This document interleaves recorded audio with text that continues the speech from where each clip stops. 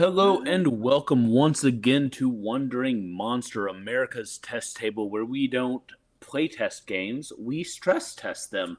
I am John Baldisberger. I am Charles R. Bernard. Ian Servas. Mr. Paschke.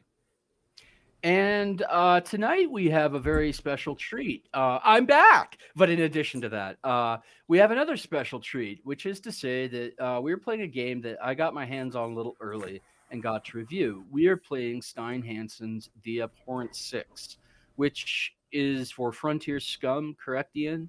That is correct. All right. And the reason that I was so tickled to review this game and for us to play it tonight is because it takes place in roughly the geographic region where I've spent most of my life. And it involves, well, among other things, heavy snowfall, which is something that people out this way become acquainted with. In fact, the movie that was a heavy inspiration for this, Hateful Eight, was filmed not 2 hours from where I was spawned in a little place called Telluride, Colorado, where every winter they just get a pounding from Mother Nature. Mother Nature pegs that region very thoroughly. And and often Salt Lake City as well. So it's a real treat. But there's a certain brutality to the Mountain West, the snow, the desolation, the fringe people who settled this region and who still live out here. And I think that can translate into a really fun game experience, movie experience, or horror writing experience. My debut novel was a Western horror that took place in the pioneer era of Utah history. So this is a topic near and dear to my heart. And with that, I will let Mr. Servas, our GM for the night, introduce the game. Absolutely. So thank you for that introduction there, Charles, and for the fantastic review that you've written. And thank you to Stein for allowing us to play this game tonight. I actually was the editor on this book, so it's been a lot of fun to see this come to fruition. It's a really fun project, and I think it's still kickstarting. So if you haven't already found the Kickstarter, it is a duology along with Babylon's Hangover, which is one of the first bestiaries, third-party bestiaries that was created for Morkborg. So you kind of get a 2-for-1 combo with the Kickstarter. So if you're a fan of Weird West, this is definitely the game for you. Kind of as a little bit of preface, since Charles mentioned this is based off the Hateful Eight. This game is really neat because it is developed for either a full party or having NPCs run some of the titular characters that play a role in that movie that kind of propel the plot forward. You secretly roll to see what everyone's roles are in the game. They really pump up the contrast. So one of the central themes is the tension and the conflict between opposing motivations and agendas within the haberdashery that you'll see. Oddly enough, all the characters here rolled roles that were related to one another, so no fudging. It'll make it for a very interesting experience. We will condense certain parts of it to kind of reflect that and to get to the meat. So this game itself gives you opportunities to really bring in that kind of oppressive, cold environment that Charles mentioned. It gives you an opportunity to play off the environment and to really have that claustrophobia as you move from one set to another, such as a stagecoach to a cramped area with lots of people in it. So you're going to see a little bit of a slight spin on that tonight to adapt for smaller party that happen to have related roles. But that is neither here nor there. And for people who are unfamiliar with Frontier Scums, it is built on the chassis of Morkborg. So if you are familiar with that game, this is the one modules we've written. It's like that, but with a Weird West theme, different rules and flavors. So this is from Carl Druid et al., and it's a fantastic, fun game. Pick it up as well. So that a description aside, allow us to introduce our characters for this evening. Who would like to go first? Well, I'll just dive right in. I will be playing Cypress Hill Domingo. The sibling is the name of the role. My class is, I'm just going to go with clerk because I am sort of a boss's kiss ass in the skill set I was given. And yeah, Cypress Hill Domingo is my name. My name's Morris. Morris is a cog in the great machine that is life. I'm here as part of the group. Morris's wits not that strong. Let's let's go with that. But my white coat does look quite dapper. And let's go with that. I like it here. It's good to be with you guys. Can you give them your full Christian name there, Morris? That would be Morris Grubsworm Slugtop. That would be Morris. That is a very Christian name. Yeah. Long line of slug tops. That is a very Christian name. And playing the role of the outlaw. And then third but not least, Sam. And then third but not least. Well, it's a pleasure to meet you, Sam. Can you tell us a little bit more about your vocation and where you hail from? Can you tell us a little bit more about your vocation and where you hail from? Good. Go on. Cook. God damn it, stop your goddamn whip flapping. I cook shit. God damn it, stop your I cut meat. My name's Sam. Fuck else do you want from me, boy? Cut meat. My name's Sam. Sam is playing the role of the bandit.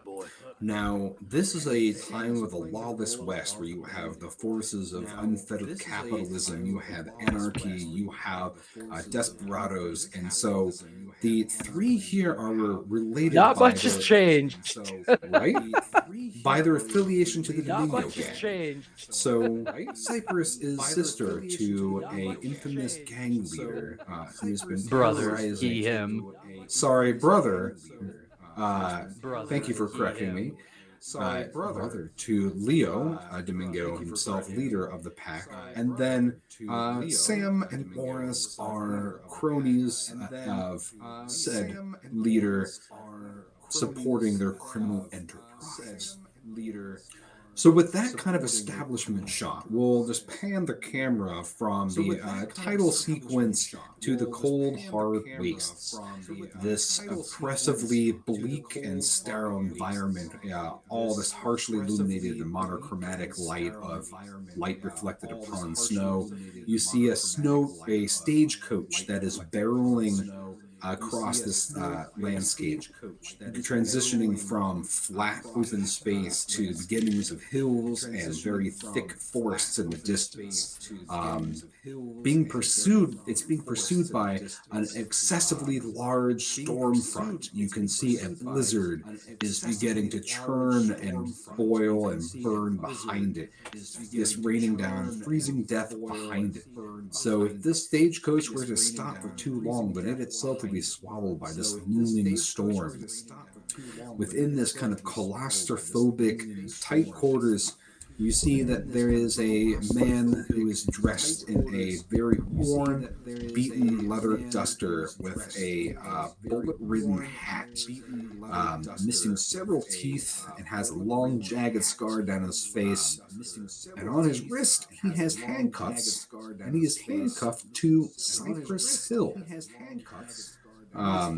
If this was an introduction for a movie, you would see a little name placard underneath him, introducing him as Hank Hang Gallows, or the Hangman, who would see this criminal scum hanged by the neck until dead. Tell us a little bit, Cypress, about what some of your criminal enterprises have been, and how exactly did you wound up tied to your captor who was planning to see you dead and collect a bounty for having you hanged? Oh, I'm a class trader. I was a mid-level administrative clerk for let's call him John D. Like, I don't know, what's the opposite of a rock? Just John D. Let's just call him that. I like your cult reference there. It's John D. Let's just call him that. The father of the left-hand path. Really. And I used to take a load of shit for him, deal with workers who were on strike and stuff like that. But I started listening to what these firebrand anarchists had to say, and before you know it, I was like committing petty embezzlement and fleecing the boss for all he was worth. And before I knew it, I'd up and joined my brother's gang. And but it was the petty embezzlement that got me. It always starts small. First, you're stealing paper clips, and then you find yourself on the way to get hanged to the neck. Yeah. Next thing you know, it's 25% of your boss's corpus that you've taken home with you without authorization. Hitting, as you are in the stagecoach that is barreling far away from this impending blizzard, we will smash cut to a haberdashery. Haberdashery itself being kind of a mishmash of many different enterprises, being part kitchen, part bar, part general store, basically the one-stop shop between absolute desolation and nothingness and civilization. So it is here that we see our other two characters for this evening scheming about how they have recently taken this haberdashery for their own. How about one of you, either Sam or Morris, tell us, how did you come to kill and take over the or impersonate the owner of the haberdashery? Well, your mouth's open, John. You want to go? You want to? I don't see that there's much to tell. Came in, cut a man's throat to tell. No one asked any fucking questions. Everyone, you know what I like? You know what I like about this town? Morris, everyone, you know what I like? You know what I like about this town? What I like about this fucking town is people don't ask questions. They keep their noses clean. They don't say things like, "Oh, can you tell us about your vocation?" They don't ask like about your Christian name. In short, I don't need to stick them in the gut too often. And with that, of course, you have like sort of like name placard right now. You have your monologue camera like panned in at your the name placard like starts to come in, and then as I say, you just like swat it away. Slowly and just back off. So all you see is just Morris, and you see like the hint of like a G, and then it just goes off screen, not to be seen. So then, if he's unwilling to tell the tale of how you've taken over this haberdashery as a strategic place to intercept Cyprus and help free him from the law, tell us how that has come to be then. I'm sorry, Morris. Tell us how that has come to be then. Well, see, while my compatriot here also does not like small talk, as I myself do not, I like to go into more of a deeper conversation with people. I like to like small talk, the weather, that's stupid and pointless. I like to get in there and really talk about philosophy. So what we did was we walked in, got ourselves a nice cup of coffee, and I started to probe the original operator of this haberdashery about what they felt they would encounter in the afterlife and how they viewed reality. And I assured them that they would find heaven quite suiting to their needs. They found this quite peculiar as my companion went from behind them and slit their throat. And then we hid their body in the root cellar. Parts of Just their body. right out of the gate. Just Right out of the gate, I would watch a movie that was just these two, like on the road together. Right out of the gate, I would watch the sullen cannibal and the talkative philosopher. I like that at this point, like the film editor that's like doing this fourth wall, like corrects the name placards I need to put actually Morris under you and Sam under John's character as you kind of transition your scene going below the floorboards to see the potato cellar filled with all kinds of myriad root vegetables Charles, and Leo Domingo, leader of the gang, hiding out there to help with the ambush, along with the corpses of said haberdashery owner.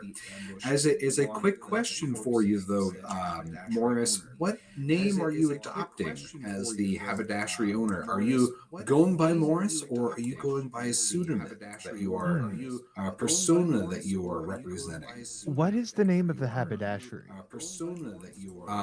Well, What is the it's funny you mention that. This blizzard that has come through here has knocked off the top half of the sign, so what was above haberdashery is gone. So you could say it's whatever haberdashery. Oh, okay. What's a good haberdashery name?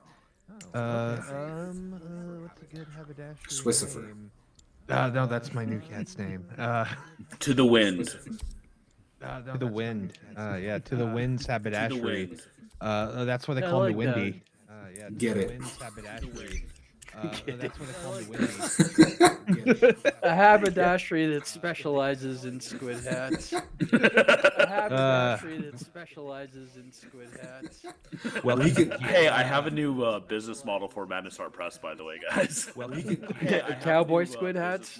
Cowboy squid hat haberdashery. I love Cowboy it. squid hats. So Cowboy squid we'll hat just hand the camera back over to Cypress. At this point, the journey has adventured a bit since there's been monologuing and there's been scheming. Now you are sharing the stagecoach with not just the hangman that you're tied to, but with a couple of other characters, including another like a bounty hunter and a sheriff figure.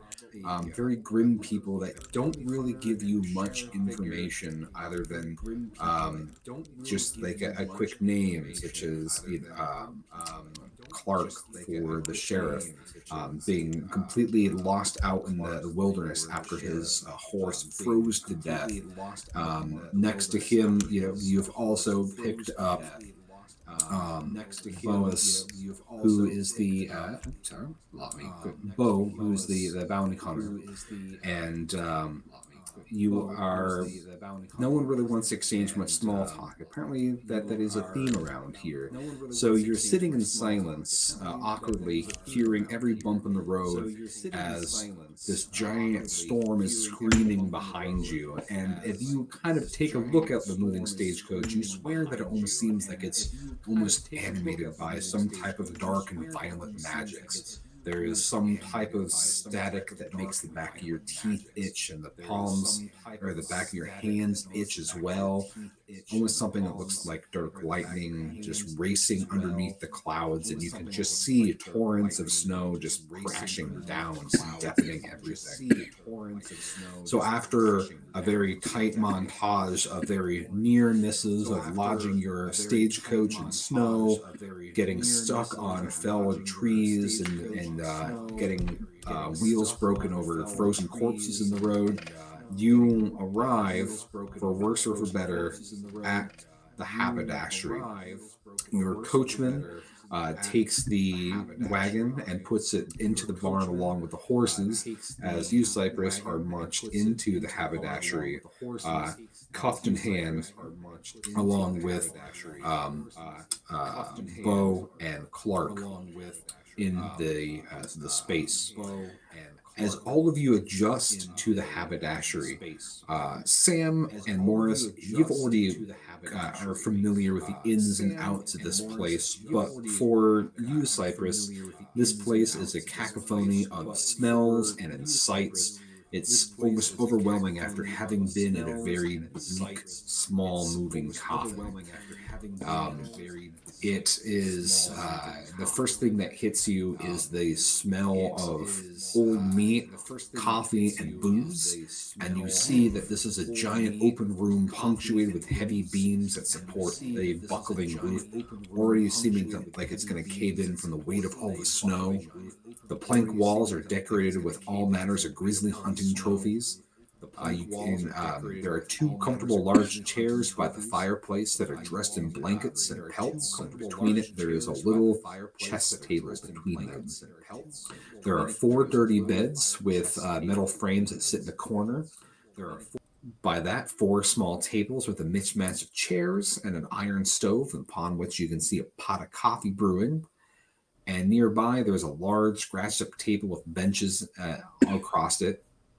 On the other side, you see there's a small kitchen of sorts, splattered with blood, chunks of animal carcass, and feathers. On the floor, there is a full bear pelt that serves as a rug. And on the other side of that, in the corner, is a bar that's giving that strong scent of rot gut and sour gin. As you all kind of rush in and secure the door, kind of nailing it shut, as the haberdashery owner, how do you greet everyone, Morris? Well, hi there. My name's Wendy. Welcome to Wendy's Haberdashery, or as we effectively like to have our slogan, get it. I thought you were going to say to the winds. Get it to the winds. Anyways, welcome. What is going on here with this? The Sir, are you aware that your friend has some iron mittens on? So he turns his head slowly, shaking the melting snow off of him as kind of as a slush. On the floor. He spits on the floor. At that time, and exactly that time, the massive bear-like shape of Sam comes up from the back kitchen, wiping a massive cleaver off on his leather apron. I think you said mind the fucking floor. So Hank stammers a bit, and says, "My apologies," and takes his scarf off and then mops the floor up, smiling at Wendy / Morris, but then turns and gives you a particularly sour look, Sam. Sam watches him calmly, completely dead expression on his face, and once the spit has been cleaned up, tucks his cleaver away in his apron and moves behind the bar to begin pouring shots for the customers. I like customers in quotation marks. That's great. So Hank unshackles you and looks at you, Cypress, and goes, "Now don't you get any ideas about running off here. That blizzard gets you even before I put 6 bullets in your back. So you just relax and keep it easy." And he keeps his hand on his pistol, just watching you. All right, I'm gonna sidle up to the bar and take one of those shots of Lucifer alone knows what. So, as you now just checking, because you have been a very suspicious character so far, Sam, did you actually pour a spirit that is meant for being consumed for these people, or is it something else like Varn? Okay. Nope. This is just rock gut whiskey that I found behind. Now look. I grabbed a bottle from behind the bar and poured it into shot glasses. What is in that bottle? I do not know. Not intentionally poisoned, is what I'm not saying. intentionally poisoning anyone, but I also this is not my bar, and I don't Sam doesn't drink at all, so he just grabbed whatever bottle. Hey, I know how the gang works, man. We gotta use signals and secret signs and shit. And if there had been enough shots poured for everybody but one person, I would not have taken one. However, it does look like there's been a shot poured for each of us. So there was. by process of deduction, I figure they're not poisoned. Not this round. Not this round.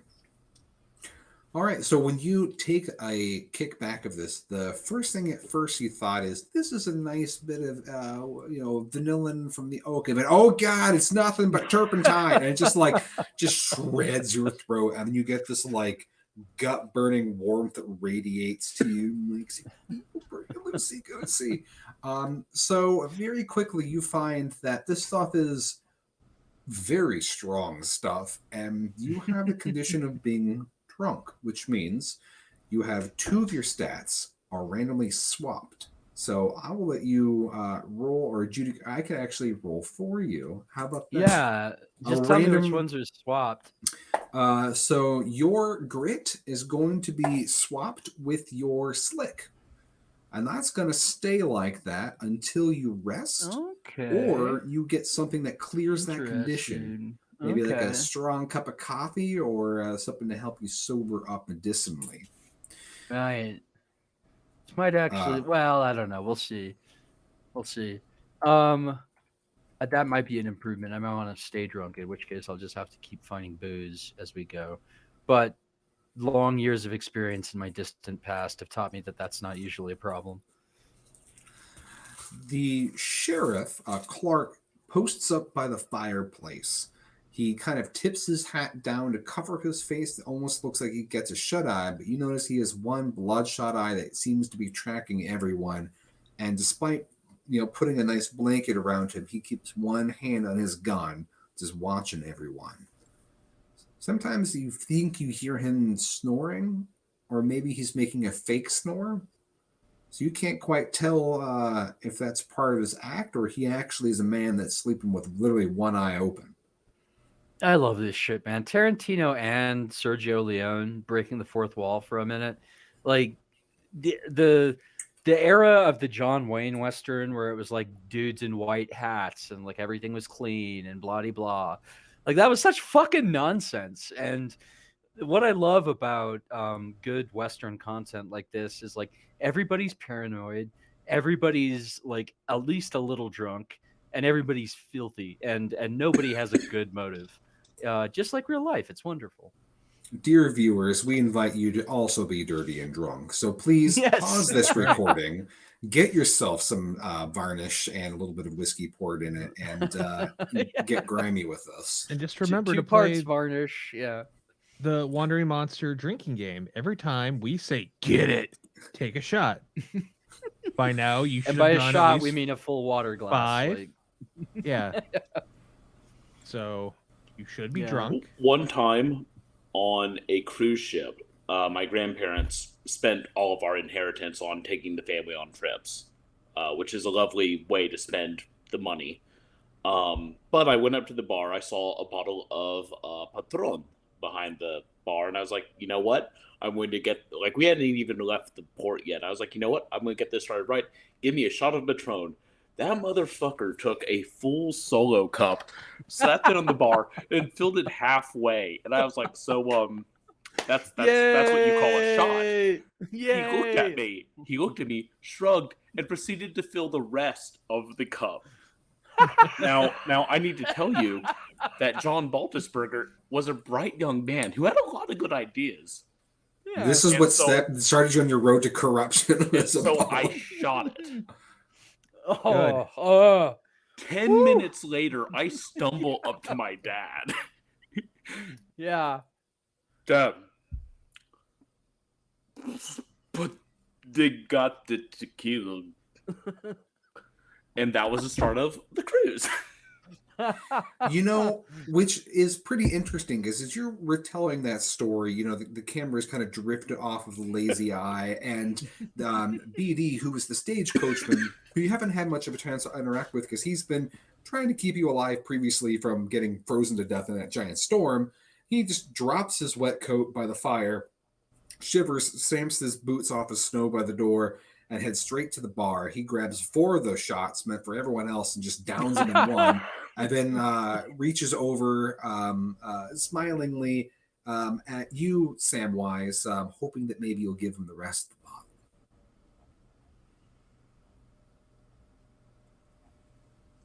He starts to turn that smile down to a frown as he has his hand out expectantly, looking at the bottle, looking at you.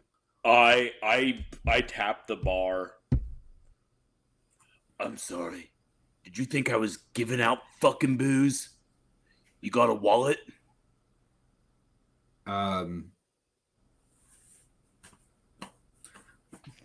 He reaches into his pocket and he pulls out just 3 silver. Sam puts a truly tremendous sized hand on the bar. The camera does a close up of the grit and blood under his nails, and then swings up the like hairy arm that like you can't actually see the faded tattoos under the arm hair up to Sam's face, where Sam slowly smiles. I think you should find more, or I think you might enjoy the colder weather.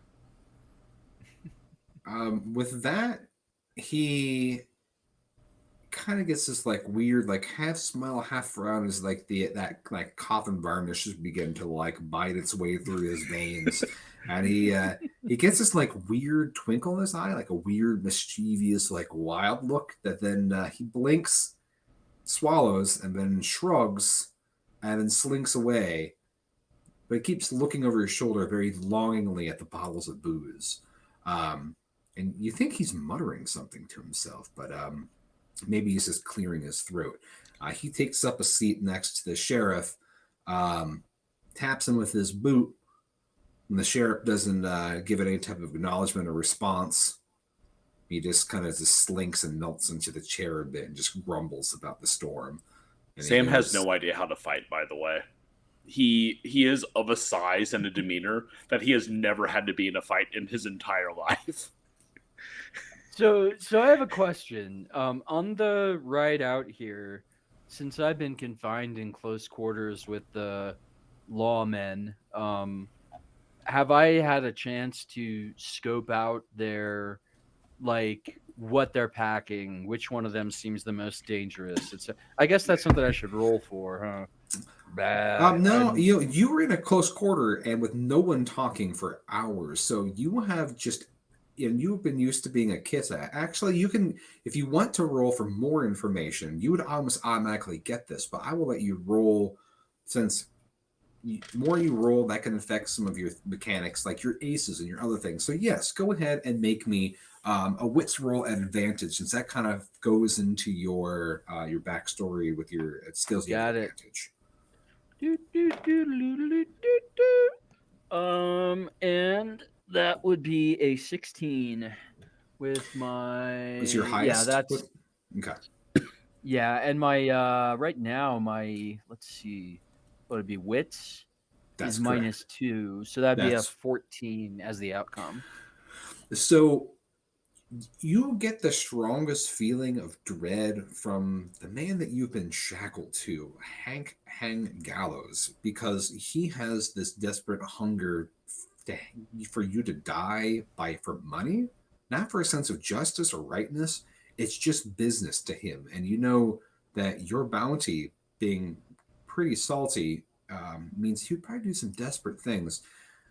But you do know there's a very strange kind of hunger about Clark, like an itchiness or like something to prove that makes you very uncomfortable to be in a space. And the fact that he's still like sleeping with one dry, kind of now drooping, one bloodshot eye, this blankly staring at everyone, gives you that kind of feeling like he's some type of revenant. But yes, okay. You know that they're all packing revolvers. You think that that Hank might even have more under his duster that he's not showing, but they at least all have openly shown one fully loaded 6-shooter. So you foolishly let me name my skills. So I'm going to use my skill management toady to give myself an advantage on lying. And I'm going to strike up a completely stupid fucking conversation with Sam behind the bar. Just like I'm like kind of, you know, this nerdy little like, oh, I'm out in the cold and these guys scare me. And like, sir, please help me, sir. And like the in the midst of my sniveling, I'm going to try to deliver to Sam in code like a brief description of like, look out for the hangman, look out for that other guy. To like tip them off as to what the priority targets should be. So So I you- imagine you'll want me to roll a check on that. You can more for just like absolute failure because you are used to speaking in pigeon code as part of your thieves camp. But go ahead and do that as a wits, just to give I'm you actually opportunity. I have a skill called Rats Claimed the Pantry. Now you intended this as a poisoning skill. However, Those are just I want to options as a I want to pregen. point out that rats is also the word for uh, snitches and informants, and so I'm going to say that this skill will also be used in this case for us to work in quiet cooperation in this food establishment, i.e., pantry. Fair enough. I like it. The expand. Yeah, I'm gonna say I don't even need to roll for that in that case.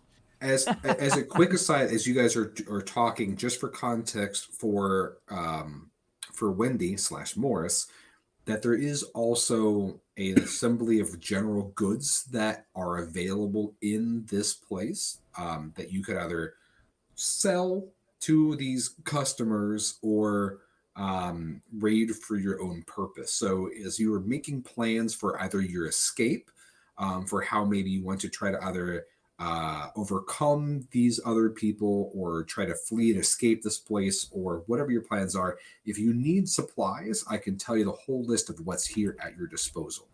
So you said there were feathers. Does that mean that there is turkey here? So since you've fixate been on the here for weirdest some things, time, Pashki. there are plan. feathers and stuff from a meal that was prepared. In fact, maybe in the process there was a bird stew in process before you straight up butchered everyone here. You do know from your initial foray into the clammy barn that there is indeed a loose and bossy cock that you really want to leave be because every time you advance into the barn, it comes out squawking at you, and Yeah. you need a lot of feathers. You could probably skin that, but you're probably got to lose a finger or two to that loose and bossy cock. I'm just saying we have some guests here, and it would be polite of us to feed them. And I think a fine turkey full of tryptophan dinner would be excellent for everyone. Plus, another round of drinks, I think, would be in order. Everyone should have a nice full belly full of tryptophan turkey and a nightcap, a delightful nightcap, so they can Then become pour rested. the drinks, and Sam disappears back into the kitchen to prepare the original Wendy. Not the original Wendy's bacon cheeseburger. The original Wendy's. Western Get bacon cheese. Yeah. I thought This it's is like your- you're just scraping everything and putting it in a pot and calling it chili. So This is your the fun thing original is, Western Turkish bacon I cheese. want to point out real quick, Ian, so that this doesn't seem like plot armor. No, go for it. Wendy has already been butchered. So anyone Yeah. who comes back into the kitchen will not see me killing, like busting apart a person. They will see me working with meat.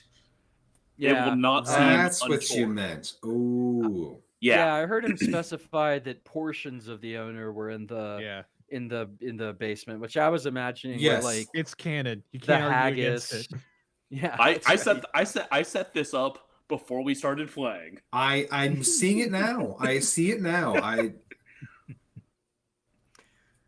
Well, it's like Chekhov's cannibal chili. If you introduce a butchered carcass in the first act, I mean, you might as well say if you introduce Charles Bernard and John Baldisberger to a game, there's going it's to be gonna happen, cannibalism. man. Like that's just fair warning. It will happen, and it will be Yeah. delightful. You'll So, love it. full Just try it. disclosure, just like how Morkborg, whatever you has Scunbirther, there is a random generator for Frontier Scum, and I decided I would be completely random and use that as a basis, and that's where that cook came from. I didn't even make you a cook on purpose. It was the fates. Again, like you put me in a game and you give me the option to start cooking shit. I'm gonna start cooking shit, and it's likely going to be sentient. But how much tryptophan is in a human? That's a very good question.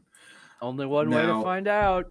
Google. So- You start to make a very savory, delicious pot of chili that even starts to make that sheriff stir from underneath his tilted hat.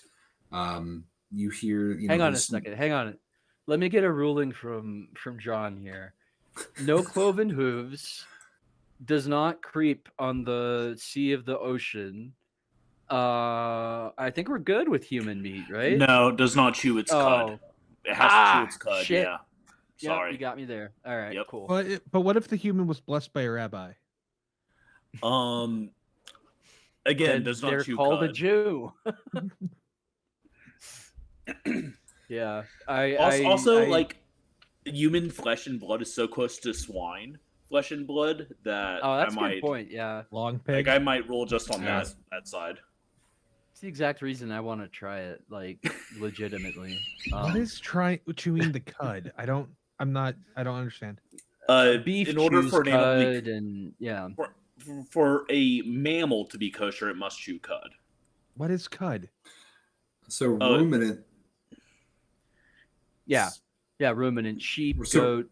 So yeah, ruminants don't really digest very well, so they have to like excessively chew and sometimes regurgitate their stuff that they've chewed to re-chew it to try to get as much nutrient as possible out of it. Yeah. Whereas a Okay. nasty ass pig will eat anything up to and including other pigs when they're dead. Like, I love them; they're great. So you are working on this very delicious smelling chili, and Yep. it's slowly overcoming the smell of other things in this space. The sweat, the smell of booze, the smell of old tubers in the basement begin to be completely washed over by fresh and red meat smells. Now, yes, the student in the back. I just wanted to add another little like piece of Western verite. I don't know if you guys have this in like Tejas, John, but out in Utah and Idaho in particular, almost every house built before a certain date has a root cellar, or as it's pronounced in Utah, a root cellar. And the literal purpose of it was to store a shit ton of potatoes just like stacked up to the ceiling. And in fact, in like potato regions of Idaho, they still do that on some farms. They like stack a shitload of taters in like a tater cellar. So It depends I on love what part that. of Texas you're in, but my part of Texas, essentially, unless you're in far north or far west Texas, you can't have a cellar. Oh, that would make sense. Yeah. Yeah. However, if you're in North Texas, that's tornado. That's where the tornadoes live. So you best Need have one. something. Yeah. Yeah. Why? Like, it's just because it's too hard to dig down, or is there an ordinance? Or Both actually. It's all clay. Yeah. Hard clay, but also, Right here. boy howdy, do we drought most of the time, but when we don't drought, we super flood. Yeah. Yeah. And so it just makes everything real bad for sellers.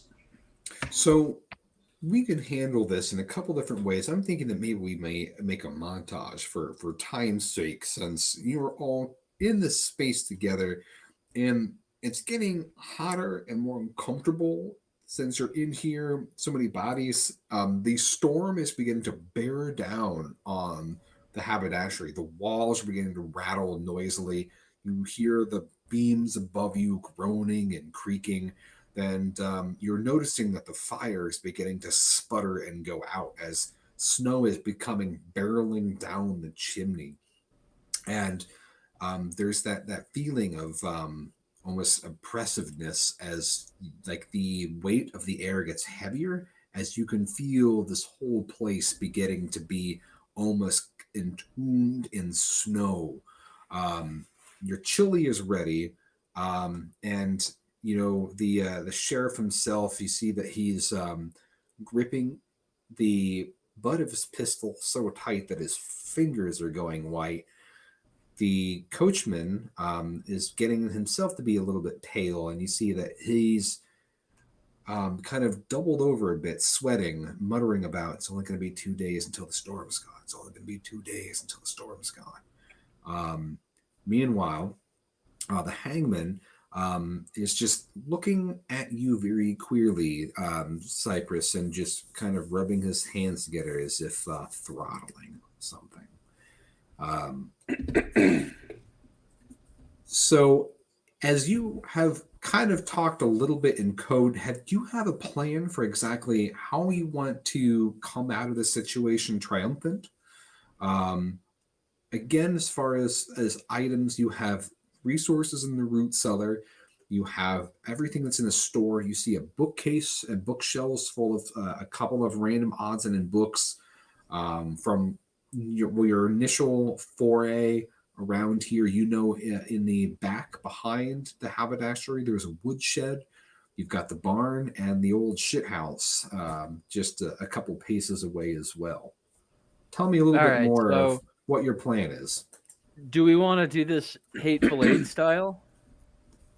I mean, then we're just ripping off Hateful Eight, and I don't have a vintage guitar to smash. How about Spiteful Six?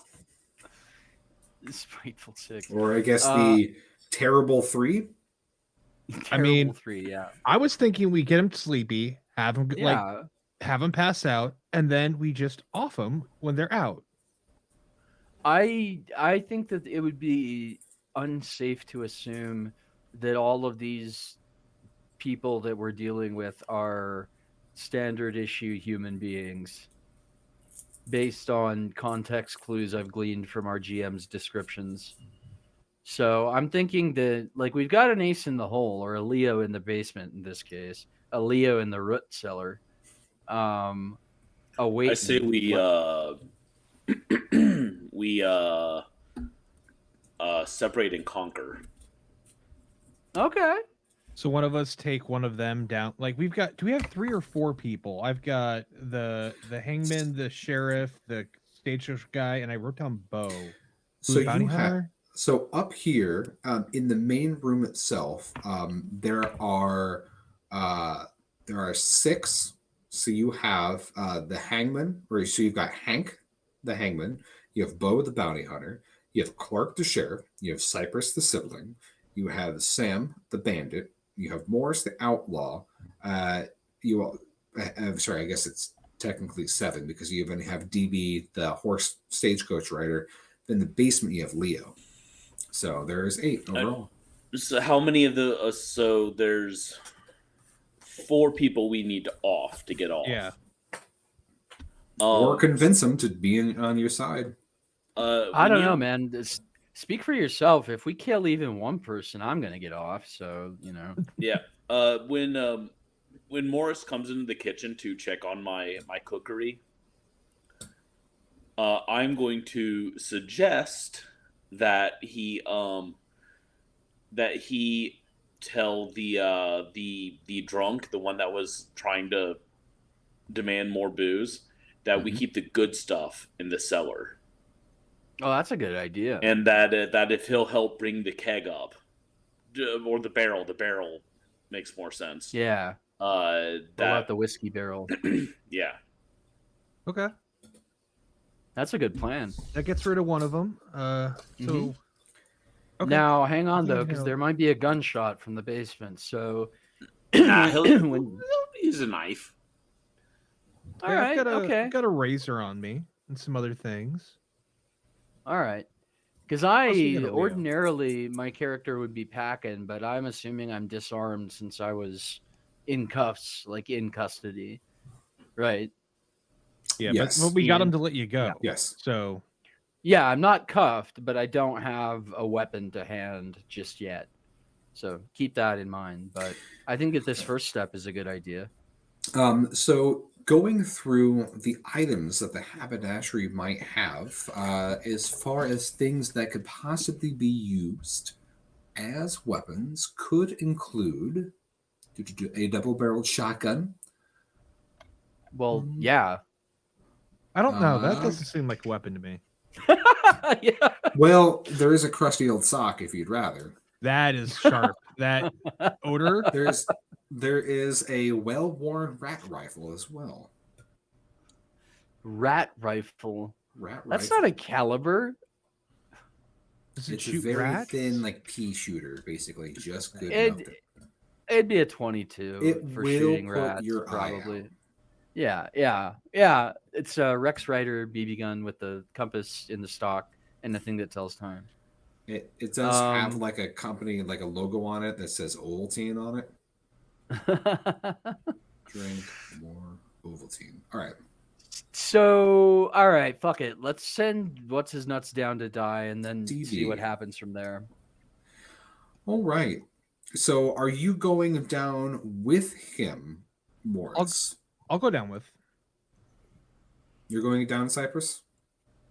Wait. Cypress No, can't. no. Sorry. I looked away and there was a lag, and I was like, who said what? It was so the other Charles. Okay, hear the making Charles sure. in the Thank you. I was voice. like, that would make sense. Yeah. Yes, I know. It's like ventriloquism here. So the two of you go down into the root cellar, and you see that this is a veritable kingdom of tubers. There are potatoes as far as the eyes see. In the distance, there is a trapdoor leading outside, and you can hear the panels rattling with the force of the wind. There's a very large, suspicious mound in the potatoes that might just be Leo shaped, but you can't quite be certain. And DB looks around and goes, I don't see no kegs around here. Where's the keg? Right, yeah. So the kegs over there now, we had to put some potatoes on top of it because there was nowhere else to store them. And you know what they say about potatoes? It'll soak out anything that ails you. So I mean, the barrel's only gotten better because the potatoes are leaching away anything bitter in the spirits. So if you could just help me remove the potatoes from the barrel over there, right by, and I'm pointing at where Leo is hopefully hiding. Buried in potatoes. All right. So he begins to just, frantically pull out these potatoes, trying to find the barrel. Frantically. It and sounds I'm like going to start DB serving has got the chili DTs. upstairs to distract from any noise that happens. So what was it That's you're a doing? good idea. I'm going to start serving chili as they go It's like downstairs. loudly as possible. You're just like slamming. I mean, I'm a big dude. My walk is pretty. I'm trombling around the room. And a check mark. So in bingo, we're gonna have to make like WanMon podcasts at home, and we'll have to start explaining our references. So you start serving up chili as you're hearing, some muffled thumps and stuff come down from the basement. Yeah, I'll have 2 bowls of that chili. Thank you. Okay, so Cypress is going to get more chili. So as DB is pulling out potatoes, you hear this surprise, motherfucker, and click as a revolver comes out of the potatoes and points straight at DB's face. DB freezes, and you see his hands, doing a little bit of a tremor. Can I then just slit his throat? Go ahead and make me a grit check to see if you can very stealthily give this man a slice. Look, not that I speak from experience, but it's pretty hard to fuck up cutting someone's throat. Well, yeah. Not that you're speaking. He should have disadvantage at the very least, or rather, Charles should have advantage. I'd say that makes sense. So before you tell me what you rolled, go ahead and roll a hopefully better die. Why is that the same number? Keep in mind, Your before you tell me what you destiny. do, you have an ace that you can use. I have an ace, so I can re-roll. Yes, but then if you use your ace, Please, you're aceless. please get the same number again. Come on. I like that face. That's a good face, Mr. Patchkey. Tell me what's happening here. He rolled a natural 20. I can tell by his joy. No, it's So not. okay, so what were your other rolls then? So I rolled a 7, and then I rolled a 7, but my modifier is -2, so that's 2 5s, and then I rolled a 2. All right, so chili is being slung in bowls. Cypress is eating 2 bowls, doubling down. DB is looks at the gun and rears back as you're trying to like, slit his throat, like you nick him, but it's not enough to actually slice into one of his like his jugular. He just screams loudly, the shrill like shriek of a surprise, and as he's shrieking, you swear you're hearing some of the potatoes shrieking as well, and like all these little eyes and the potatoes are looking at you. Leo, it says wrong answer, and just point blank fires straight into DB's face loudly, just reverberating the whole cabin. Firing guns in this game are automatic hits, so he's going to go ahead and automatically roll. Actually, I like someone else messing up. Who wants to roll a d6 for damage? I would love to see how this plays out. I'll do it. I'll do it. This ought to be a treat. Someone else can enjoy my luck for once. That's a 5 actually. So. So no, he just blows like this giant crater straight through his head, splatters with brains. Instantly, you hear the sheriff upstairs, flip. Well, I mean, I guess most of you see it. Flip over a chair, pulls his gun out, and he just starts firing into the floor, just like absolutely spooked. All right. I think you might have just woke him up, is what that was. Basically, it's like he's sitting stand waking up from a start, just being like, "What in Sam Hill?" Morris, make me a luck check. Luck. It's another -2. Hey, but that's a 17, so 15. So there is this barrage of bullets that comes like blasting through the floorboards, just like tearing up potatoes by you.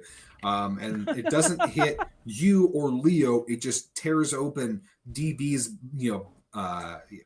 body and a fistful of potatoes. And as that is unfolding, you see. Hang on a second. Did you just slip screaming potatoes and looking at us with their eyes in there? Yeah. Just he definitely did. Yeah. Okay. Just checking. I like it. Welcome to the Weird West, my friend. Over watching all of this unfold, in the basement, you see this very like shriveled old potato just kind of having like this like moldy beard like extension, just like grimly like shaking his head like, the follies of men.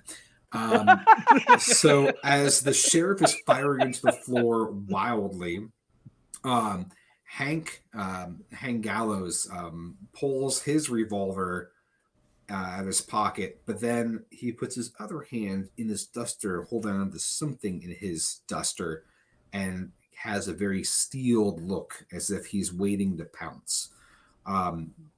Meanwhile, Cypress, the chili is delicious. Wendy was just spot on. All right. So we're going to play this out section by section to see what happens. One of you make me a roll to see initiative to see which half of the party, the hateful people here, act first. I rolled a 15. A D6 for this, if you will. Oh, a D6. Never mind. I do want to point out, Ian, I rolled a that 6. Sam has not reacted to any of this. Correct. On this one, this is a back precursor. Neither has Cypress.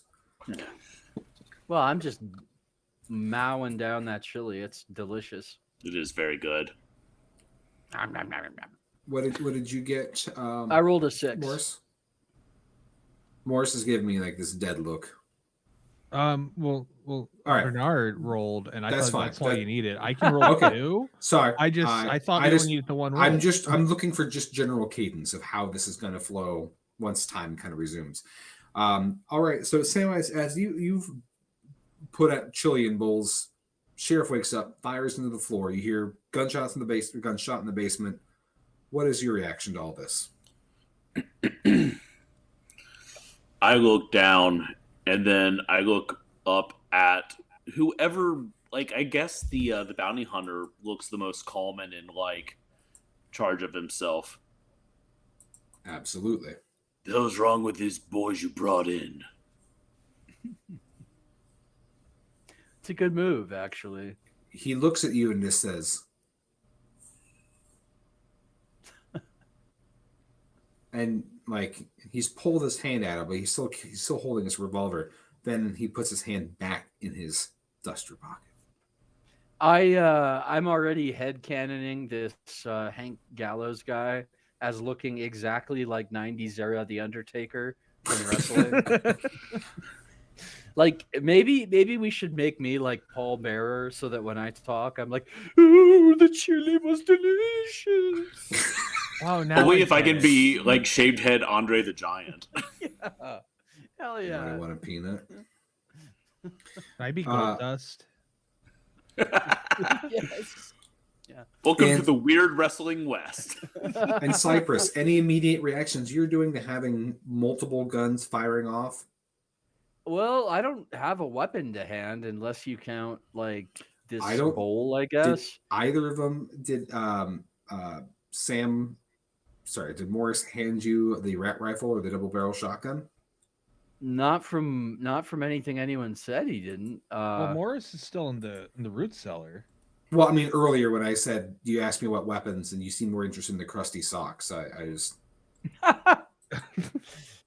I would have made the guns accessible, but I wouldn't have like gone up and went, "Here, have this gun." okay. I'm going to let me see if I can use another one of my special class trader skills. Let's see. And then we'll erupt into chaos, and then I we'll do have a handle plan everything. though before we go into chaos. Okay. If anyone has Please. anything in particular that seems like they could fit in before general chaos. All right, not so not unless it's a melee. Nope. Okay. I look at Leo. I'm like, hide, and then I throw the cellar door back open. I'm with my hands up. What the hell are you doing? We were trying to get a barrel out, and the barrel fell over, and you shot him. You shot him. You shot your own friend. Why would you do that? Sam I crosses want his him to- arms and starts shaking his head at the sheriff in disappointment. Dude, I gotta say, based just on the strength of Pashki's acting, that ought to like work automatically. That was amazing. Well, I mean, a gun firing off in close quarter space is going to sound like a gun, not like a That barrel. but- wasn't a gun. What's wrong with you? Make me a wits. I want to see how this might Wits? play out. Okay, it's gonna be -2. Well, it was originally going to be a disadvantage, but with that impassioned plea from Cypress just won me over. That's a 9.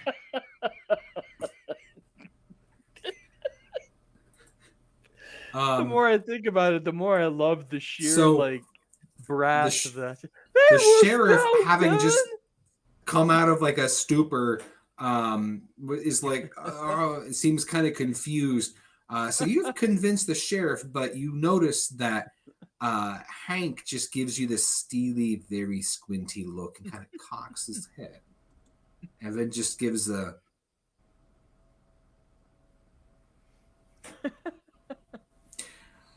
All right. Things are still like way more tense. People are still have guns gripped. One person's dead. Sheriff Clark says, "Well, let me go. Is he hurt bad?" You shot him in the head. He looks just aghast and he goes, "How are we gonna leave? He was our horseman. Oh God, we're gonna die here, aren't we?" And like at that point, like a big clump of snow falls down and like down this chimney and extinguishes the fire, and it just gets just dark here. At this point, I vault the counter and get behind it, and I'm gonna arm up. Like I select double-barreled shotgun. I choose you. It's like Pokemon, only Okay. better. Um, And I'm just gonna hunker for the moment, but I am gonna use that distraction to find cover. so yeah, you fling yourself. Any other partial reaction anybody wants to do? Just a real quick reaction. All right. Sam's not quick. All right. So then Hank is going to roll for initiative. And I actually think, well, Hank isn't that lucky after all. So you hear Hank move behind a chair, and you hear the sound of guns cocking. So he is preparing to fire, but you can't exactly tell in the dark of this space about exactly what's going to unfold here.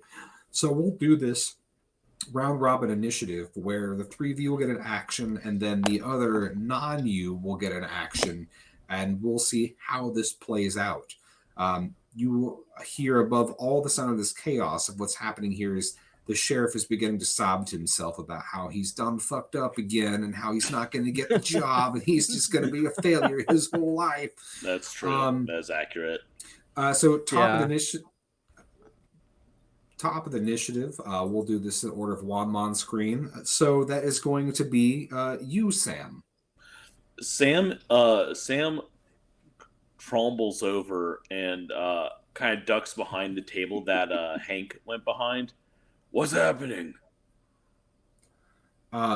Use that no good yellow belly son of a bitch. He's done. I know something was always wrong here. He's killed DB in the basement. What, the sheriff? No. Who? No, it was that Wendy fellow. That son of a bitch. And Sam pulls out his repeater and kind of looks like he's, makes like he's gonna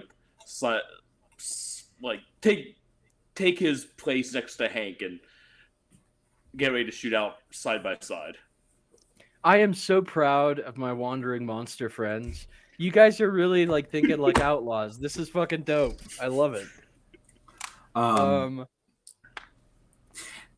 As you are perched next to Hank, make me a wits or luck, your choice, Sam. Okay. Let me see here. Okay.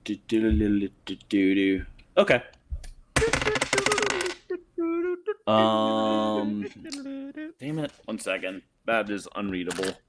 Did you know that song is called March of the Gladiators? There we go. Does a 20 do good? Was it Nat? Ha!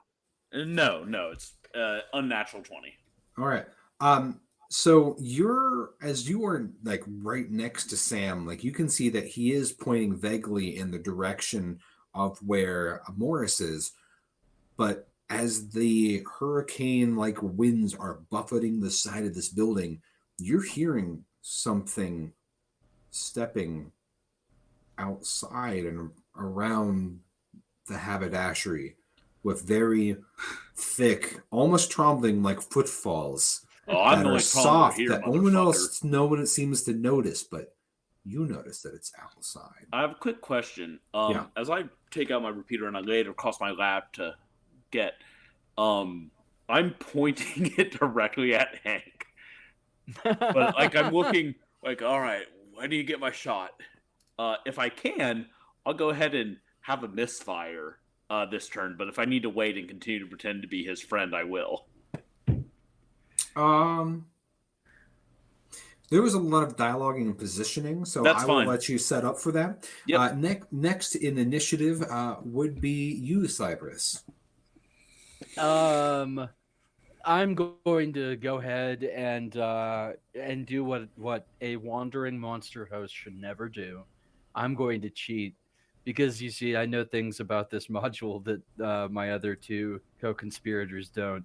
I'm gonna slide on down to that potato cellar and join my comrade, my brother, and the corpse of DB down there.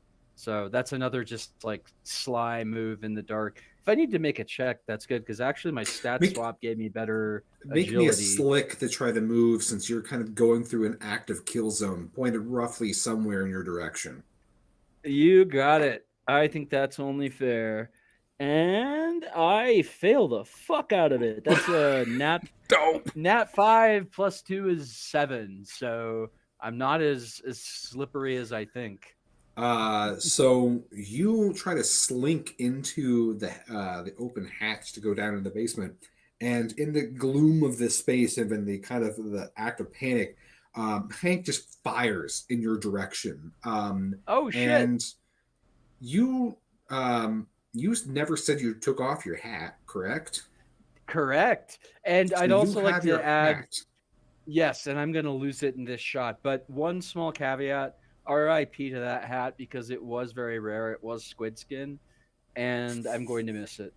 Get it? Well, it may not be destroyed. After the fight, you can see if your hat survived by making a luck check. So guns automatically hit in this. You can lose your hat to avoid being hit. So that is exactly what Cypress has done. So as basically you're jumping down the hole comedically, your hat is shot and like hangs midair for a second before it kind of falls back into the hole after you. And you can hear Hank next to you go, "Fuck, I missed." This one from Grimdark to Wile E. Coyote pretty quick. Well, I imagine that you're bending fate just a bit with the whole hat thing, kind of like using omens. So you have to lean into that. Yeah. As you jump into the cellar, one of the potatoes just tuts at you. All right. Next in initiative is going to be you, Morris. Look, I know it's dark. You can't see much, but we need to stop firing at one another, and so they can't see me, right? But I did hear it's pretty dark, and this is fast right after the light went out. You hear as you're saying that Hank is flipping the barrel and he goes, "I'm gonna get you, son of a bitch." Cool. Can I pull up my gun and shoot at him? Yes. So you are firing right next to Hank, when right next to Hank is your compatriot. So this is going to be interesting. Go ahead and will you make me a luck check, Sam? That is a 18. All right. So if you were going to, I like this die. Are you planning on firing at Hank's general direction, Morris? So we've got Hank. Yeah, Hank was the one who shot, so that would be the obvious target because there was a gun. Yeah. Yes. Yeah, that's the one. That's the guy. So you fire. You see the muzzle flash, yeah. You see it, with the muzzle flash at first that you're firing basically right at where Samwise is. Samwise just flings himself and missing being shot by the skin of his teeth, and you plug Hank. Hank's hat drops off, and he says, "Oh no, you done fucked up." And you hear he's rattling something in his duster, trying to pull something out. Next in initiative is going to be Hank. Hank reloads. Well, it doesn't need to reload. Just he flipped this barrel, and he fires in your direction. It's Morris. So go ahead and make me. No, he's just going to automatically fire you since you're the only person in that direction. So you've kept your hat on as well. You didn't ever remove your hat. So do you want to lose your hat or take the damage? Didn't I have a hat thing? So everyone has a hat that you can basically drop instead of being hit. Okay. Yeah, he either shoots your hat off or you take damage. It's very like okay. Then I will lose my hat. So you feel like this bullet like just go through your hair, and like your hat just gets blown off in the dark. You can't see where it is. You hear by like a wet squelching sound. It's probably fallen into the pot of chili, but you can't confirm that. What chili? Well, now you fucked up, sir. You just ruined the chili. The sheriff sees the muzzle flare your direction. He's just like, Hank, and Hank's like, fucking fire at that Wendy guy. And he goes, oh, okay. He also just fires at your direction wildly. He is rattled and shaken by his experience. So he may not get a good hit. Let's see what happens to you. You also, at the beginning of this adventure, said you've not died yet. So let's see how this plays out. Oh, you actually have a lot of hit points, so this might work in your favor. So you hear the gun crack in a very almost like slow motion. You see the bullet fly towards you and strikes you for 3 points of damage, hitting you in the shoulder. So that drops you down to 1 hit point, but you are not dead. Yep, you still have 1 hit point there, so you can still take a licking. All right. Top of the initiative. So that brings us back to you, Sam. Sam stands and brings his gun around to bear on Morris, but fires it as it's pointed at Hank on the way to point at Morris. So since you're like right in the vicinity, I don't think the hat makes much sense for Silky. He already lost his hat. Oh, that's true. You're right. Yeah, he lost his hat. He ain't got nothing but a bullet to the brain. So there is a. Do you have a witty thing that you say? I hope it's just like, oops. No, what I say is that son of a bitch shot Hank. All right, so you fire point blank. Well, so I'm standing and aiming, but as I pass by Hank's face, I fire and I yell, that son of a bitch shot Hank after I shoot Hank. So yeah, you splatter Hank all across the walls. Those heavy footfalls that you hear, it sounds like there's another pair of them outside, and is there scraping maybe? Can't be as bad as the walls. There might be something on the roof. It could just be the storm.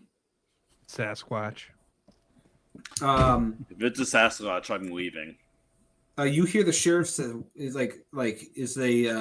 like thumping down the ceiling. Like now it's audible, and the sheriff, you hear him kind of like what in tarnation? And you, the sound of the storm is like even louder than before. Next in initiative is going to be you, Cypress. You just lost your hat, and you're in the land of potatoes and where your brother is. I think that I'm gonna spend my whole turn just yelling for Sam to get his ass down in the cellar. That's it. All right, Sam, you were hearing a plaintive cry saying to get your ass down in the cellar before whatever your vague threat is. Okay. Okay. Well, no, I mean, like, it's not my turn. I know. I thought there'd be some reply. Anyways, banter-wise. No. All right, so you have done your action, Cypress, and that puts us at Morris. All right, he's got shot. Yeah, I got shot. Is Hank dead? Did Hank die? Hank is very dead. You saw him briefly light up, and then you heard a splatter sound. All right, so there's 3 of us you in the saw basement. him briefly light up from inside his head. Actually, it was pretty cool. It was like a light bulb moment. So yes, all that there's left as far as antagonists in the building is the sheriff, who you hear is like muttering even more about he'll never be a real sheriff, and his mother was right about his failures, and he should have just gone into the clergy, but So we I just will have help Also you a be bad God. choice. we don't have a bounty hunter too. Hank was The- the bounty hunter. oh, you're right, Bo, correct. I forgot to mention that he went out for more firewood at one point and just Oh, never came back. okay. So it could be him trying to get in. Very possibly. Parts or of him he's trying to get in. different. Ew. All right, so what are you thinking that you would like to do, Morris? I still have a gun. I only probably have one action, I would assume, so I can't go get my hat and then shoot. You could do one of them because getting your hat is a luck. Mhm. So Luck you check make and your then choice shooting what would you be want to the- do. Take out that sheriff or get the hat. Oh, I only have one hit point. You know what? I haven't died yet. All this time I'm on, I haven't died yet. I gotta shoot the sheriff. That's I'm not gonna right. shoot. I'm not gonna shoot the bounty hunter. But That's it. I also shot the deputy. so So that you was, actually need to roll. well, I It's an did automatic anyways. hit. Good. So you hit the sheriff, and he still had his hat on this entire time. So you just fire it off, and he looks and he goes, "I thought that I killed you," and like he almost seems spooked by the fact that he thought he killed you, but you're not dead. And he goes, "Oh, this is just a bad, bad day for Clark." By God. So Clark looks at you and goes, by golly, I'm going to put you back in the grave. And he fires at you, Clark. Now, not you, Clark, excuse me, you, Morris. So chances are this could be what does you in, but there are mechanisms in this where you don't automatically die at 0. You have to make a check to see if you drop. So this comes down to if I roll anything more than a 1. A 3 again. So you drop to negative. So you drop to -2 from being shot, but that means that you do a death or a drop check. So you need to roll me a d20 and add your grit, and your grit is Subtract -2. my grit from 5. And From you roll 5? 5. I have been off tonight. Yeah. Ooh, because Well- you've also then remove your you then subtract your negative hit points from that, so you are at 3. Wait, So it was you were 5. 5 after you missed? No, Wait. no. So I am a 3, and then I would subtract. So it's 0. No, so that would be a 1 or less. So then you are dead. I thought you'd be at 2 or a 5 because No. you at least are alive for a Nope. little bit, but you're not instantly dead. Look, man, when you have -2 and you roll a 5 on a saving throw, you're fucked. Like it doesn't require a absolutely. PhD in mathematics. All right. That is unfortunate. The one Hey, question you I know, have, what? It's fine. No, I'm curious if the aces in this work like omens or if it's only just for you. I already think used my ace. Yes, I know you used your ace. All right. Sam's Well- fine. Well, it is if someone wants to, if anyone wants to use their ace to save him, And Leo used you his can. ace. Leo isn't a player character, so it would have to be if one of your players, your compatriots, wanted to burn their ace to give you a reroll on your death, fuck it. or I'll if do you it. wanted to just actually die, and that's perfectly fine. I'll leave it Up to to the you, group. but if you want to re-roll, then you can use No, mine. I'm not. This is your game. I'm just saying that's an option, but you might want it for If yourself the because you know what's options to coming. re-roll, I'll re-roll. I'm not Yeah, gonna do it, say man. no to that. Go ahead. Who's burning their ace though? Me over Okay. here. All right. What did you get now? Sorry for wasting your ace. What did you get? That's a 5 after the -2. So it was better by that much. F. Nice. Well, all right. So but roll me 1d6 then. 1, Is this the nature of his demise? I hope. 3. So you die in. Roll me a d8. So many dice. Yep. 5. Dramatic tension. You die in 5 hours. So you are bleeding out, suffering just a long, agonizing death. Instead of the sweet instant, fall into the abyss, it is a clawing into the grave. I have good news. You're not going to live 5 hours. I wish you would have done the Professor Farnsworth. Good news, everybody. You'll be won't dead be long. 5 hours. You'll be dead long before you can go bad from pain. So In it's fact, funny you don't say start that any because the complicated sounds that you've been hearing now around the cabin and then a little bit on the roof, there is this like thump, thump, thump, thump, and there's this loud sound of almost like a thunder peal crack as the door is kicked in by a horrible beast that at first is almost hard to see in the gloom of the snow blizzard and the darkness in the cabin itself. It is repugnant, covered in white, shaggy fur with long, almost like talon-like paws. And you see glinting in this very dark liminal light. It has a mouthful of fangs as it roars so loudly that it just causes a couple of pictures to fall off the walls. And you hear the sheriff audibly piss himself. Audibly, holy shit. Absolutely. It's like a seltzer bottle, Just everything just lets loose. It reaches out for this giant hand and it rips the head right off the sheriff. And it just shoves it in its jaws as it descends. You hear more heavy footfalls as another one of these beasts begins to force its way into the cabin. You hear on top of the roof that there's a sound of heavy thuds as it sounds like the chimney is being ripped apart. So I would Monster like Santas. to take a moment here, a little moment here. John said if it was a Sasquatch, he was out of here. Yeah. I'm glad to let John know that on a technicality, you are not out of here. Are they Wendigo? Wait, is this an X card thing or is it a character thing? No, it's like a no. I think that John just like you don't care for Sasquatch. Yeah, I stories or find big feet boring. No. These it are does Yeti. have These big are Yeti. feet, but these are Yeti. Oh, Yeah. That's so boring. Okay, not from a writing perspective. Like, so okay. Real quick timeout to let me explain that.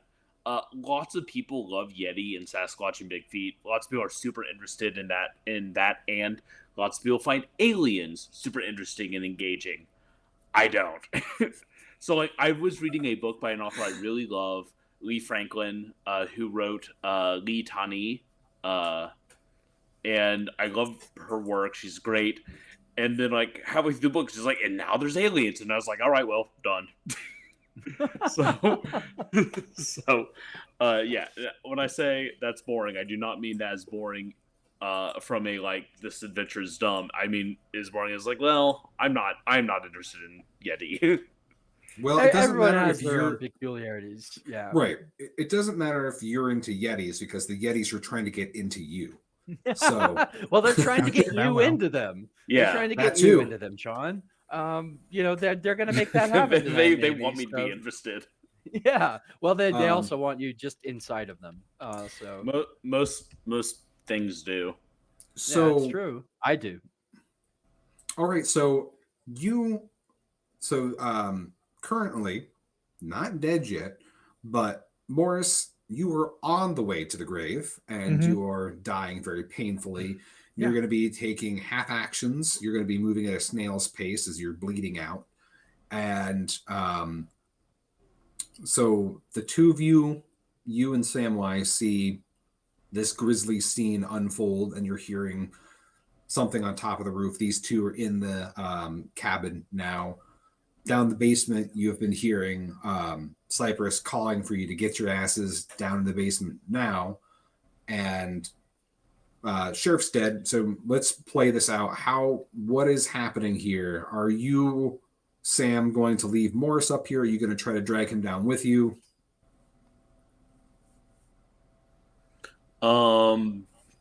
Is it obvious that Morris is alive? Well, it's dark in here, and you Oh, don't wait, know. wait! Hold the goddamn phone, Ian. I have a That's skill. me. What's that? Hog wasn't fully dead. Tell me how you're going to use that. So, as a butcher, I am, while not a trained medic, I am an expert in biology, and specifically, I am Yeah. an expert in the blood vessels and where meat is and various cuts. So I hold the phone. You know when you get a vasectomy, they Okay. pinch the vas deferens. Yes. So Are you going to sterilize Morris as he's dying? as funny as that would be, Make sure you can't pass your seed. as funny as that, I'll save you from being violated. No, as I passed by Morris, I reach down, grab him, and with my Grab finger, what? grab, and as I do, I pinch off the Pinch what? Left nut. That's not, no. I pinch off. I basically staunch the bleeding with my terrible grip. Now this is a real thing, actually. As Like I am dragging him down. in combat medicine, like if you can get the vessel and like hold it closed with your Yeah. fingers, it's slippery, but people can actually do that and save someone's life, which I wish I didn't know. Which So- I'm using. I'm using. Hog Yeah. wasn't fully dead. Yeah. All right. I love then it. I will say that he's still at -2 hit points, but he's not dying, so he can still act. If he takes more damage, then he has to make another roll, so it's going to be that much Well, harder. let me each ask time. you a follow up question then. Is him being dragged downstairs going to give him damage?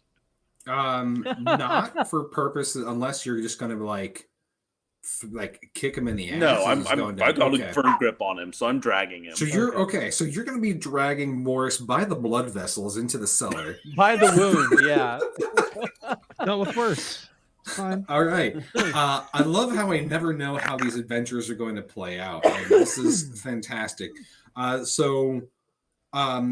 You, Morris, are getting visions of your family and the life you left behind before you went in for a life of crime. You hear your grandmother calling you to the great beyond. You Well, see your childhood pet, and then you see like the hairy, terrible, meaty arms like break through this vista of like the afterlife. Push And your loved ones. you're dragged back into this hell with like Sam's hands are like in your intestines, like holding your blood vessels. They're harder. like harder. demons, like breaking down the cabin. You have no idea what the fuck's going on, and you're just like, Grandma. Like, I think I made the right decision in the long run. I want to Yeah, point I was out gonna say if when you you were didn't go to life of describing crime, the- I would never have done this to you.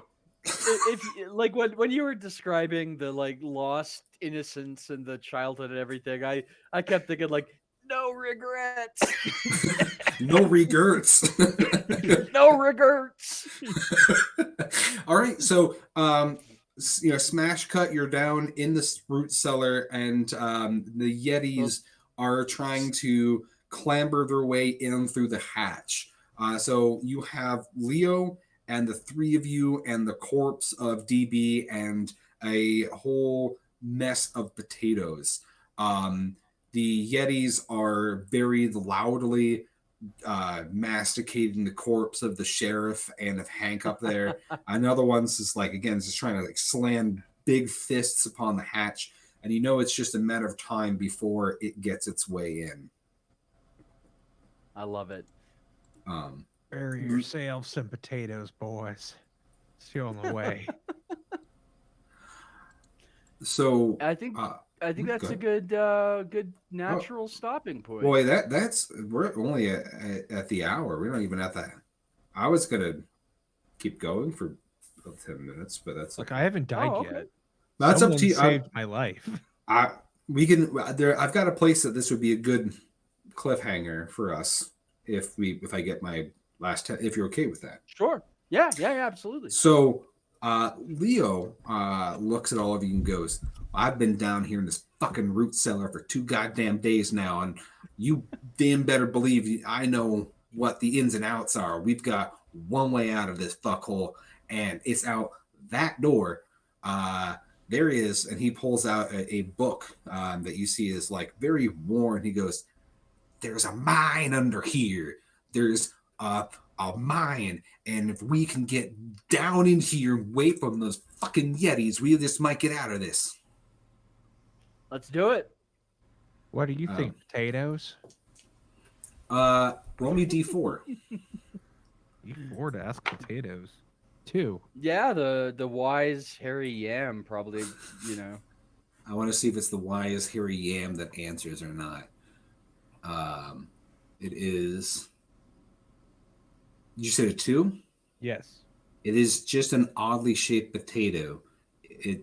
It might be blood loss. You think maybe it blinks for one of its eyes, but it says nothing.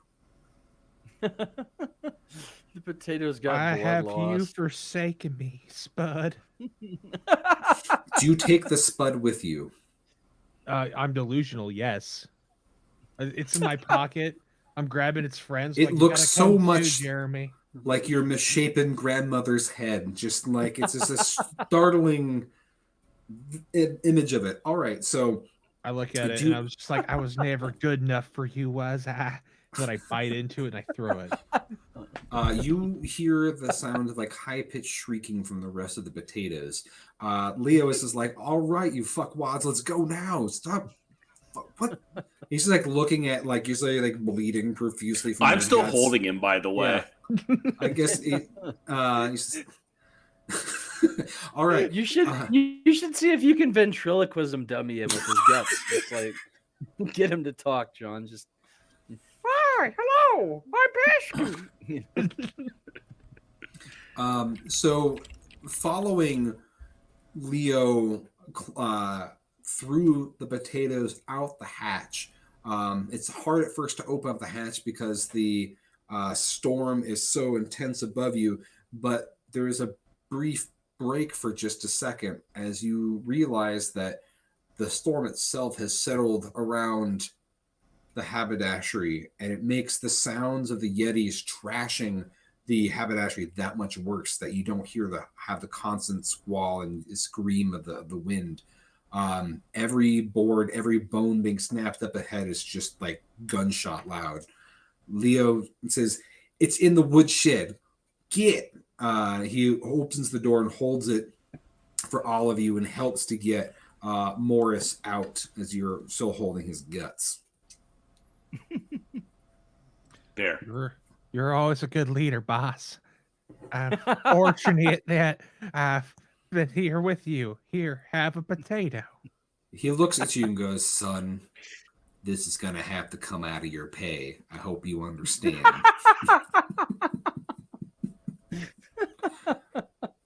But you haven't paid me in months.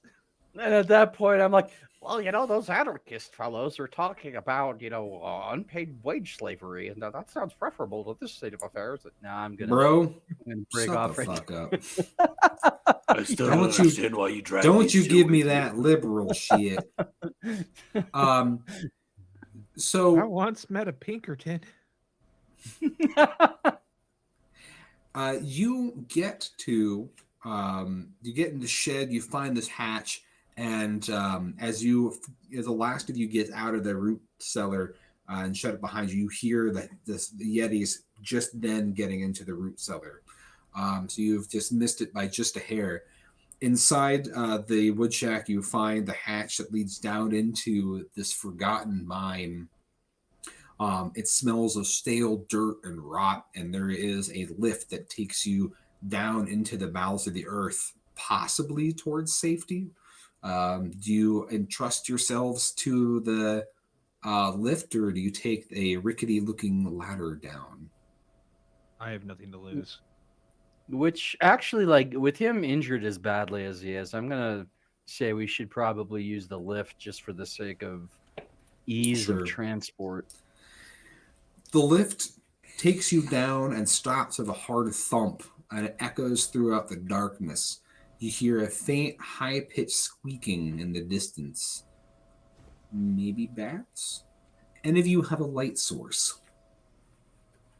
I didn't even think to check my inventory for that. Let's see. No, I do not.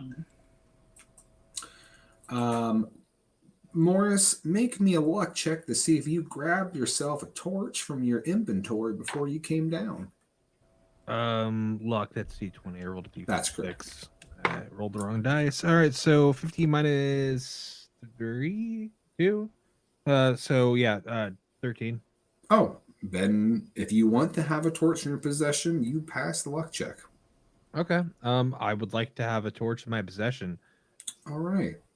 So you light your torch and you see that you are at the entrance of a mine shaft that leads down further.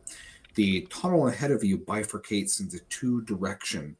From one comes a very strong smell of like rust and metal, and from the other way, it's a little bit cooler and the air is a little drier, smelling like dried slate and a whiff of maybe old meat or something chalky. I'd take old metal over old meat, but I leave it also in y'all's hands. I never liked the smell of chalk. It reminds me of school, and I didn't go there very long. Yeah, we'll take the strange metal smell direction. All right, so you start to head in the direction of the smell of rust and metal. You open the pathway itself opens into a oblong chamber that you see this has been hollowed out at one point, and there is a pool along one of the back rear wall. There are hunks of corpses bobbing in this black, almost tar-like water. Glowing eyes peek up from the pool and disappear as quickly as they were seen. As you look at the pool, the mouths begin to open and a weird, almost like dirge-like keening begins to emit from the corpses. All of you test me wits. Oh, that's the wrong die. Roll the D6. Did not go well. Yeah, I feel that one. That was a nat 7, and even though I think my wits are 2 now. Okay. Yeah, no, they're -2, so I'm totally fucked. Okay. All right. I rolled so a 7. 7, and 14. all right. So since we're close to time, we're going to handle this as a quick series of frantic camera cuts, a la like shaky cam style, as the corpses as they bob in and out of this tarry dark water beckoning you.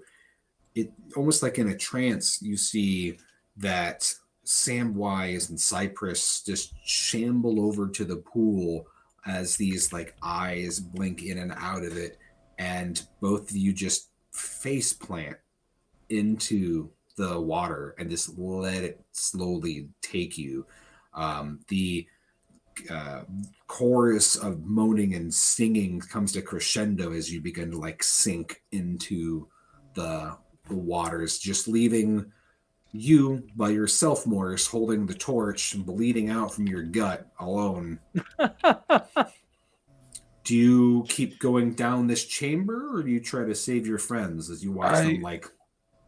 I try to save my friends, of course, because I can't really go that far without them. Guys, you should really, like, the water is not pleasant. It is cold. You will catch hypothermia. I've heard that somewhere. You should, hey, stop. As you see that they like, as you go over to like try to stop them, they've just disappeared below the water, and they're just the good gone. old, like the good old Greek afterlife, just gray mindless souls floating in an endless river. And to take us to a cliffhanger, as you leave the space trying to maybe save yourself as your companions have disappeared in this pool, You stumble through a series of these mine shafts, and it opens into a very large circular chamber. You see ahead of you, well, above you, first thing you notice, because there's a sound of shrieking when your torch comes up, there is a whole cauldron of bats that begins to flood downward at you, getting in your hair, shrieking everywhere, distracting your sight at first from what's ahead of you. And as they begin to dissipate, you see that you are in a space that is just like a mass grave of stone coffins. They're just spread along the floor. And as you kind of stare here, and in the back you can still hear a little bit of that moaning, singing as your friends' voices join that choir. You see the lids of these coffins begin to slide open, and you see pale white limbs begin to come out of the coffins. Leo looks at this and says, "Fuck this, I'm out." And he's leaving you by yourself, Morris. You find yourself face to face with a whole gaggle of vampires. And that is where we will leave this for our outro. All right, Speaking of collective singular nouns, is it really a cauldron of bats? I believe it is. That's dope. Does that mean vampires are also cauldron? Maybe it would be a cauldron of vampires. That would make sense. It is a cauldron. It is a cauldron of bats. So, a sparkle of vampires. I love it. Right before we sat down to record, my daughter asked, "Hey, when would be a time when it would be good to get my ears pierced?" And like, well, whenever you want to, it's fine. No. And she looked at me and goes, "Oh, you used to have your ears pierced." And I was like, yeah, I used to. "Well, would you get your ears pierced with me?" So it looks like I'm getting my ears re-pierced. Ooh, hell yeah! How you gonna do these? Welcome back to the club. I'm excited shit! about It doesn't make a difference, man. I've got. I kind of want to do ear pierced things. I kind of wanted to do not big, but I kind of wanted to do like small gauges actually.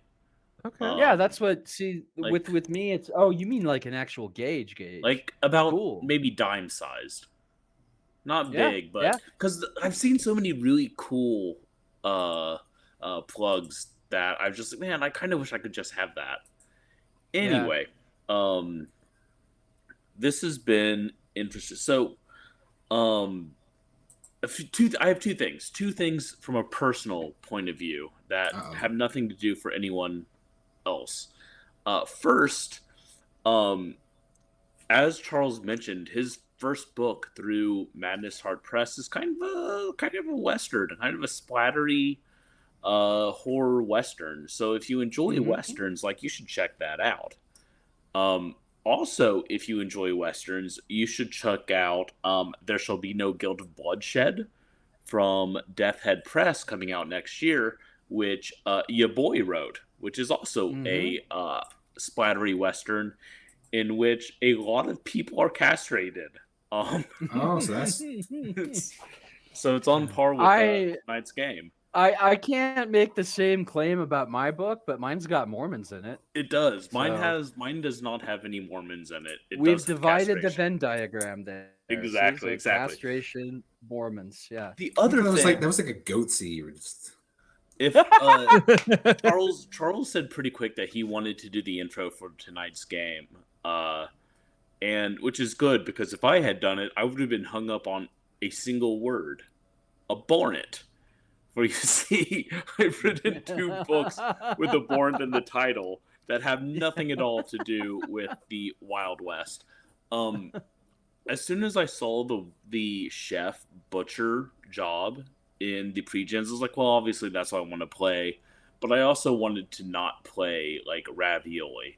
I wanted to play someone who veered closer to like sociopath. And my initial plan was to play like Hannibal Lecter, essentially. To be very like proper and very like like detached, but as soon as like everyone started getting into character, Sam just kind of spoke to me as this like giant, uh, fairly quiet, hateful cannibal. And this, so that It was a lot of reminds fun. me of kind of Ed Gein. Like I just read a really good biography of Ed Gein that went into how like well he was known as the Butcher of Plainsfield, and like mostly people think of him as like a murderer, even though he only probably killed one person. He was mainly a grave robber. I've heard he killed Um, 3. Actually, he actually did kill 3 total. He definitely killed one lady, and it's theorized that he killed his brother and possibly one other person, but there's no Okay, proof of the latter two. gotcha. But he dug up a shitload of people and cut them up, and yeah. But one wonderful detail from that I thought you'd appreciate, John. Evidently, using a skull for a bowl is not a good idea because the top of your skull is like super knobbly. That makes And sense. Ed Yeah. always had a hard time getting his cereal bowl that he made out of a human skull to like not tip over and spill. Why wouldn't Just you just? imagine, All right. imagine trying to He eat kept. clam chowder out of a skull. I mean, he was known to eat like pork and beans out of it, which is the worst thing I've ever heard. One of them, anyway. So yeah. Anyway, So, I think as oh, again, this is kind of an adventure for Frontier Scum. Um, Old West is a weird genre for me. Like at times I really love it. There's a lot of cool stuff and a lot of cool fun things you can do. Like I had a blast tonight. I thought it was really fun. And it was a different type of, generally speaking, 3 of us are blundering into stuff. We are not the thing that other people blunder into. So that was pretty fun. it was fun to perpetrate a conspiracy. Yeah. Yeah, always is, right? As poorly as we did, but yeah. Hey, I thought I did great. I mean, you did, Sam, yeah. Sam was amazing. You I- both So- were way better at it than me. why was I Um, alive at the end? Minus 2 hit points. Sheer force of will on the part of the GM. He just well- did not want to let you go. no, you could have died. I want at least someone there just to be like cliffhanger would be like, oh, vampire. See, if you didn't join the pool, then I wanted you to go somewhere since you got the only Yeah. save that passed. So I was like, I need someone to be at the vampires. That's the best place to just end. I mean, I can't be that appetizing. I'm out of blood.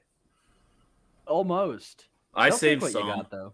Does that mean Um, that I become a vampire in like the So there are rules in this about how one becomes a vampire. Ooh. What about how does one become a wise hairy potato? It involves a lot of sitting on a couch. Oh snap! Okay. I got this. What? Yeah, me too. I think I qualify already, probably. Other thoughts, reactions, feelings to the module, since I was just kind of reframing it as our reaction corner. I'll say this much: Reaction if people corner. want my reaction to it as a module, they can go to our website wanmoncast.com and read it there. We do reviews there sometimes. The play experience was as fun as I expected it to be. It was, very effective Wild West with some weird shit thrown in. I loved it. So, good work, Stein. I'm posting it in the chat. Anybody else? It was good. I liked it. I liked the supernatural elements that were sprinkling at the end. Yeah. I know the only thing I can really think to compare it to is there's this RPG called Brimstone, and I haven't played that in like forever, but it was nice because it's more like Lovecraftian Old West, where this was not Lovecraftian from what we did, but at the same time, like I enjoyed it. This was a nice, get your spurs, make some chili. That chili's made of a woman that used to run a bar in the middle of nowhere. Delicious. Yeah. It's Uh, like grass-fed beef that way. Mm-hmm. I had a point. I did. It was right there. Oh, I'm writing for an RPG right now. that describes itself as quiet horror, meaning the horror is understated. It's subtle. Which, like, why the would you hire my hyper violent gore writing for that? Like, have you? But it's an interesting challenge, and I actually really liked how the supernatural elements were not the highlight until the death stuff, the stuff that was taking us out. We could have had an entire, session, probably an entire campaign where every supernatural aspect is in the background, which I think is very different than what I usually do, but also very cool. So, if you had it in mind to go check out A Baptism for the Dead by Charles Bernard, you could go to onemoncast.com, that link right in the middle of the screen, and you would be able to find links to all of his stuff, his blog where he kind of links everything he's working on and everything he's written. So you could find Baptism for the Dead, but also you could find Arcanum Volumes 1 and 2. And soon you'll be able to find his next book. He led us into the wilderness and spoke to us. Yes. Long ass title, good ass book. I think it's probably my favorite thing I've written. Too. Yeah, he did. Because it's good. Yeah. I'm if excited to be releasing that one next year. Ian, you are working on all sorts of crazy editing projects right now. I have, as an announcement, I have just turned over all the files to our layout artist for Morka Beans. Don't you want another? I was going to say offline. Let me know, because I was waiting for you to give me a green light for another editing pass. No, I gave that to a separate editor after you. So it has had three rounds of editing, and everyone seems to be happy now. That said, we have a big announcement coming up. I am working with World of Game Design to figure out when to unleash that announcement, but I will say it involves me. It involves Johan Noor. It involves I have no idea how to say his name. Pelle Nilsson. It involves Weil E. Young, and it involves Christian Eichhorn. So it's a pretty good announcement, is all I'm trying to say, I guess. Lots of cool shit coming down. If you want to be my lover, you have to get with my friends. And if you want to find all the shit we do, you have to go to wanmoncast.com. So look, if you're watching this on TikTok, please follow us. It's completely free. It just lets you know us when we're doing our dumb stuff. And if you hop into the chat and you start talking to us, if you suggest things for us to do or to happen to us in games, we will totally take your, this is an interactive experience. The more people involved in these games, the better. And if you have Amazon Prime, you can subscribe for free. Basically what that does is it takes a portion of the money you're already paying for your Prime account and gives it to us. Which means, I want to break it down completely for you because it's awesome. You are literally putting your hand into Jeff Bezos' pocket, taking out some money and handing it to someone else, and he allows you to do it. So that's rad. If instead you are watching this on YouTube, please hit subscribe. You can click the little bell. Those things. Yeah. Those things really help us grow our algorithm, and we are not paying any money for advertising. The only way we get this out is word of mouth. So if you enjoy it, talk about it, tell other people to come and enjoy it. We would really appreciate it. We're working on getting the audio aspect of this back online so that people can also listen on, whatever their podcasting bullshit is. I think that's everything. Friends, thank you so much for joining us on this abhorrent journey we call Wandering Monster. My name is John Baltusberger. I am Charles R. Bernard. I have been a wise old yam, hairy yam. I've become a vampire because I had no other choice. We will be back next week with a new game, but until then, stay safe and roll some crits.